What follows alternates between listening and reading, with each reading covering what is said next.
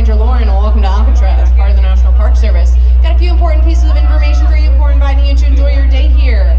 One, a reminder, you're on federally protected land, so two things. Wildlife is protected. We have thousands of nesting seabirds here on the island, raising their juvenile chicks. You're gonna see a lot of birds today. Please respect their space. Don't harass the birds, don't feed the birds, and we'll have a great, wonderful day, and no one will get dropped on, like I was this morning. And two, right, federally protected land, leave any bits and pieces of Alcatraz, be it natural, man-made, otherwise, here to help us protect this island for many generations to come. Take home any souvenirs that you want from the gift store, but from there and only there, please. Okay, this dock that you are standing on is important for four very big main reasons. One, functional toilets. Functional toilets, yes, you're gonna see hundreds of broken toilets today. I got two places where you can use the restroom. One, right down here at the dock. It is that building back behind the construction to the right. It is open among the construction. And I have some additional restrooms up at the top of the hill to the left of the cell house. Okay, it doesn't take too long to get pretty far away from a working toilet. Keep that in mind. And two, this dock, eating and drinking. My one and only location to do so is right down here at the dock, okay? Finish up any snacks or bevies before heading up, please. Anything other than water, of course. Stay happy, stay hydrated on this beautiful sunny San Francisco day, okay?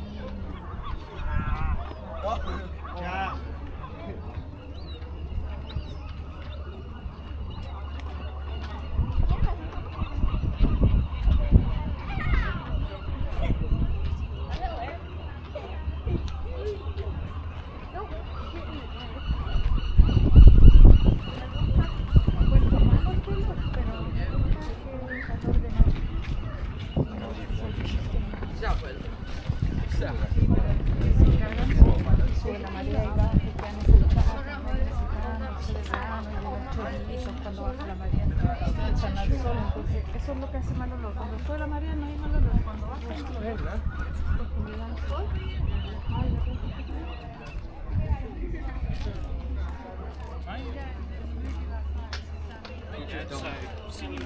Seems pretty.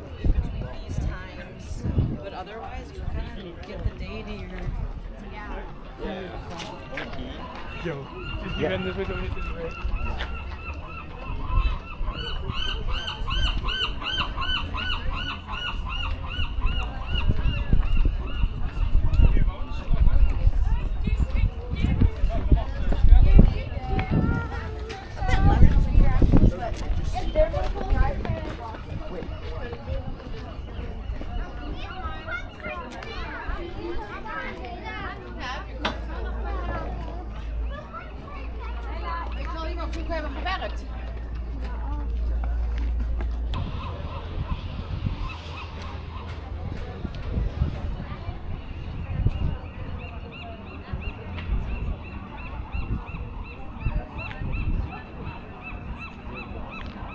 Dit zijn de kinderen van de mensen, de mannen die hier werkten. Maar je ziet ook de grootste boeven ter wereld staan hier.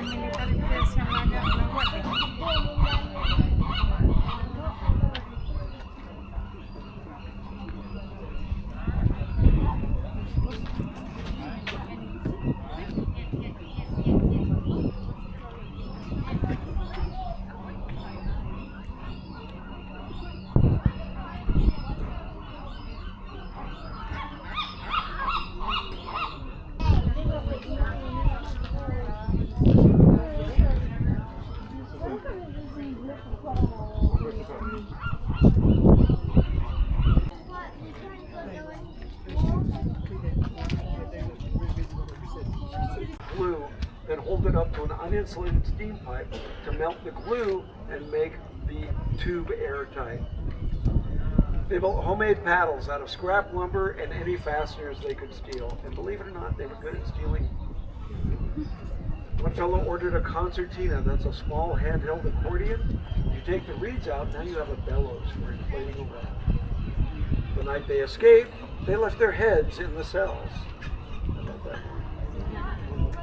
They've been working on an air vent cover on the south end of the roof. They broke the rivets and pushed the air vent cover up to the roof, pushed up the raft, the paddles, and the bellows, dragged it all down here where today you see a stairwell. It used to be just a pipe for the kitchen bakery. They climbed down the kitchen bakery pipe, over that tall fence, over another tall fence, to get down to the water near the white building. There they inflated the raft and disappeared. We never saw them again. We never saw the raft, we never saw bodies. As you can imagine, this was big news. 3 of the most dangerous prisoners in America escaped from the most dangerous prison in America. The FBI said, if you see 3 men walking together, report it. They meant if you see 3 white guys in their 30s together, report it. What they got was every report of 3 men walking down the street anywhere in North America. Let's see, you and you and you. Anglin Brothers and Frank Morris. Well, maybe not. Oh, I know. You and you and you. Anglin Brothers and Frank Morris. The FBI file is this thick with sightings of the Anglin Brothers and Frank Morris, and they're all neighborhoods. Reality is we never saw them again. So how do we know so much if we never saw anybody again? There were 4 men involved in the escape, but one of them made the mistake of covering the back of his cell every night with some powder that he found in the utility corridor. He didn't know it was cement powder until he tried to get out the night of the escape. He couldn't get out, so the other 3 left without him. He eventually talked to the FBI. That's where he got a lot of the information. Their plan was to go to Angel Island, the big island over here, then sail around Angel Island, go into Northern California, and disappear. As far as we can tell, they never made Angel Island. So what do we know about that night? We know that the currents, we've done current studies. We know exactly how the currents were all night long. We're going to have you guys move up this way because the tram's coming by, and he's called Mr. Ouchie for a reason. Gate and out to the ocean. That's bad in a bunch of different ways. First of all, a 7-knot current is twice the speed of a swimmer, and you don't get to practice your swimming on the island. So if you get caught in that current, you're going wherever the current wants to take you. You're on a little boat made out of raincoats. Your paddle isn't going to help you get out of that current. It's taking you to the ocean. A raincoat raft is not an ocean-going vessel. I know that's a surprise, but you get out past the Golden Gate and this nice calm water gets big and wavy. And at that point, you're suddenly holding pieces of raincoat. Just to make your night extra special, just outside the Golden Gate is the largest collection of great white sharks in North America. So it's very easy to suggest that somebody had a good dinner. Like I said, we've never seen the bodies. We never recovered the raft. Over the years, we've had people write in with photographs, and they'll say, here's a picture of 2 guys wearing sunglasses in Brazil. I think it's the Anglin brothers. I definitely say it's 2 guys wearing sunglasses in Brazil. We've had letters written in saying, I was one of the escapees, I'm sick, I'll come back to prison if you'll cure me. Every one of those we've investigated turns out not to be true. So what can we say? Do you know someone named Frank, John, or Clarence, and they're in their 90s? Ask if they've ever been to San Francisco. Thank you. Not done yet. Oh, not yet. Okay. Oh, we burnt bunker fuel, which is a low-grade diesel, to power the electrical generator for the island. We also had a way of getting rid of trash. We burned it. We had an incinerator for trash. We burned everything we could. If it didn't burn, throw it in the ocean. The ocean will carry it away somewhere. Sewage was equally disappointing. It was just a pipe to the water. We're better than that today. We have solar panels on top of the cell house. They run to a building next to the smokestack. We're one of the largest microgrids in the U.S. We still have to bring water on by boat and take sewage off by boat. We have a special boat for that called the Solitary. And don't worry, it has 2 tanks, 2 hoses, and 1 guy who knows which one's which. The writing on the water tower, like the writing at the dock and at several other places on the island, was done during the native occupation in 1969. By the 50th anniversary in 2019, that had badly faded. So the National Park Service, somebody's unhappy. Go in there, dude, go. Good. The National Park Service invited back the original occupiers and their descendants to carefully repaint what they had done before. Now, if you painted that in 1969 at the age of 20, are you getting any presents? Okay. If you painted that in 1969 at the age of 20, you were 70 when it came time to repaint. So most of the people on the water tower were descendants of the original occupiers. I do know at least one original occupier was up there. I've talked to him. His name is Eloy Martinez. He lives in the East Bay. I asked him, Eloy, how did you get up there at the age of 70? He said, man, I had it easy. I had a climbing harness this time. He then pointed out, you see the line, peace and freedom welcome? I said, sure. He goes, that's above a person's reach. I said, so how'd you do that? He goes, oh, you get down on your hands and knees, I'll stand on your back and paint 50 feet up in the air. It's an important part of the history of Alcatraz, but I am not going up there to check their work. I think they did a great job.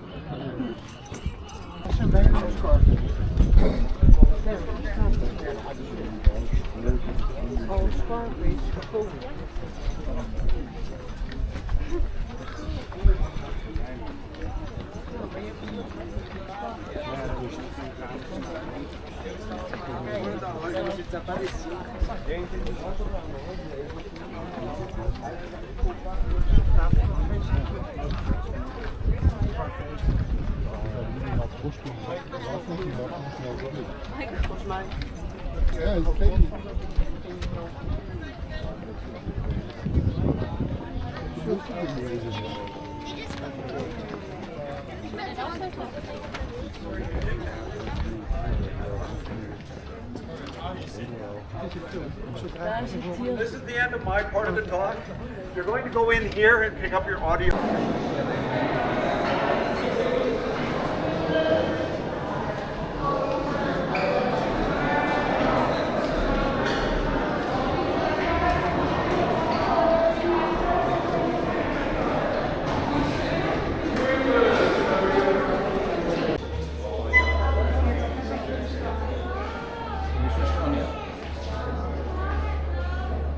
Look, Penny, look at the gel.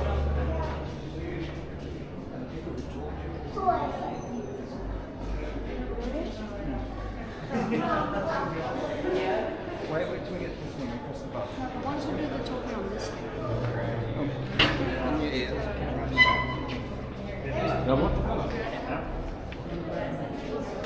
¿Qué está pasando la gente?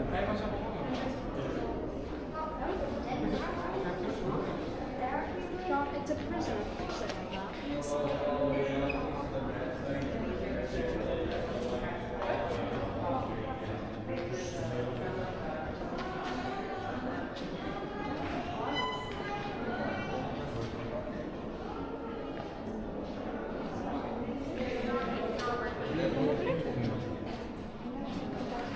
¿Es aquí?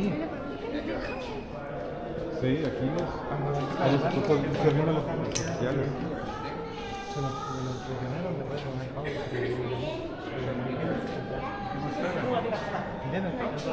Moet verder naar het volgende. ¿Vas? No van a empezar a hablar de aquellos que son los prisioneros presidiarios, los que realmente estuvieron presos aquí.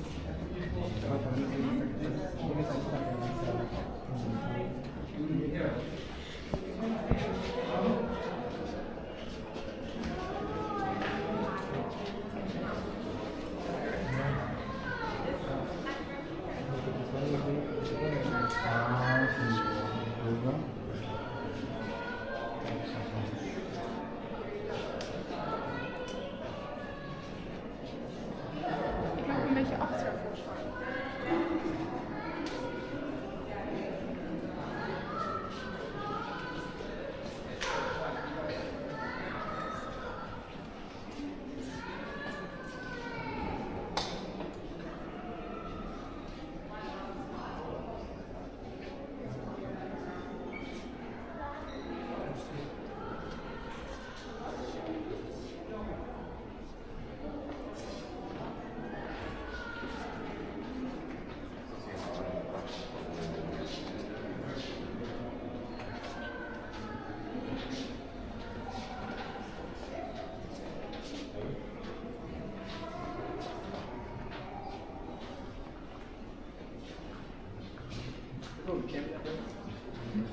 came in at.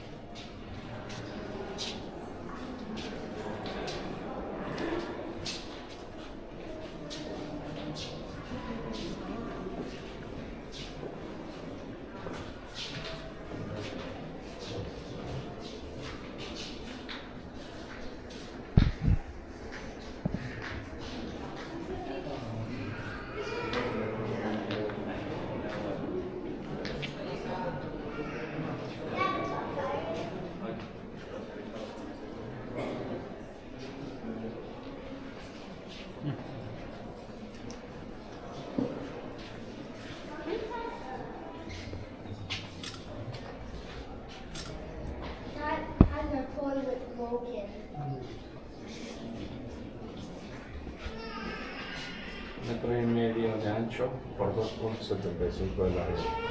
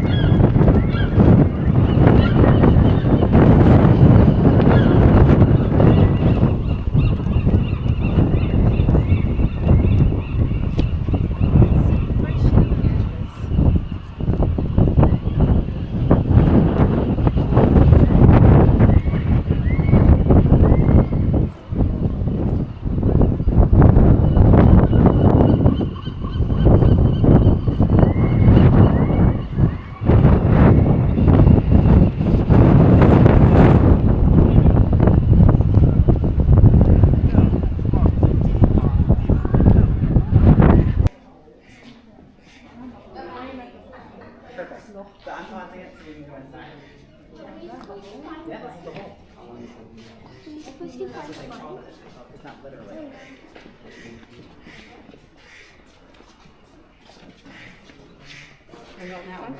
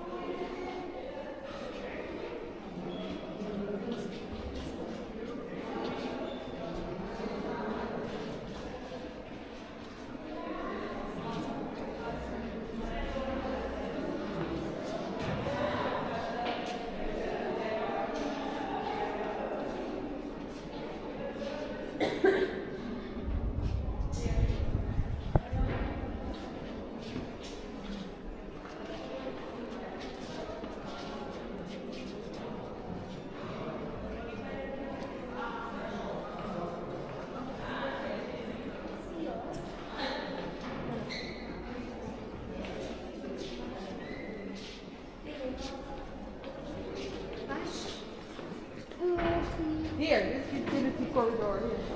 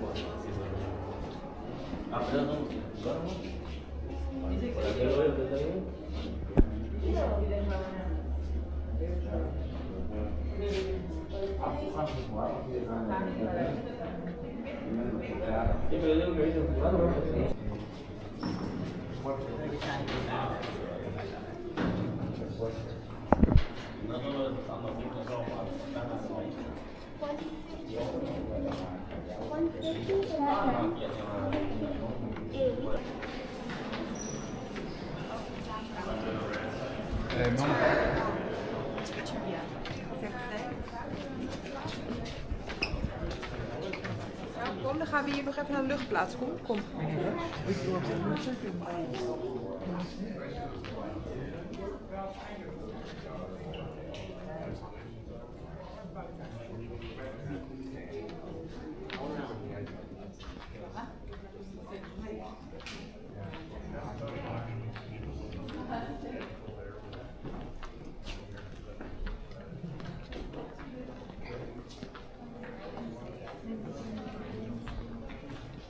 Daar.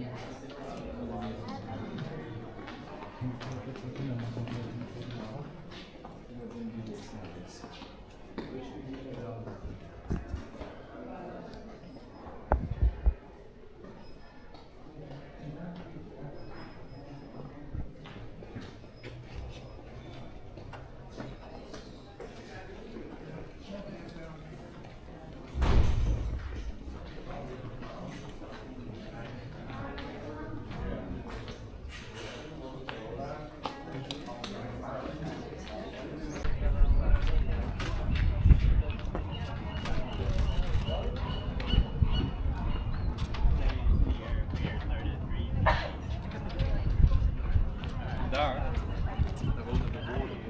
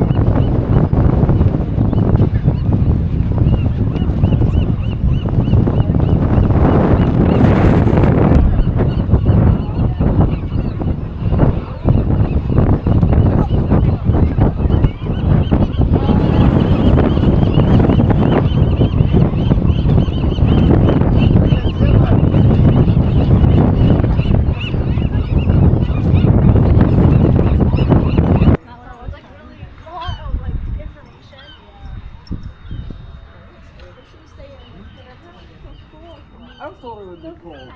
I was like,